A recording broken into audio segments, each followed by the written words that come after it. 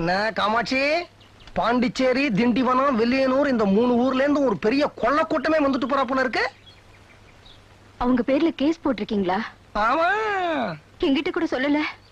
வாழ்க்கையில சில விஷயங்களை பொம்பளைங்க கிட்ட விடாம ஆம்பளைங்களே முடிவெடுக்கணும் அப்படிங்கறத ரொம்ப லேட்டா கத்துக்கிட்டேன் காமாட்சி. யாரை கேட்டு கேஸ் போட்டீங்க? நான் யார கேட்கணும்?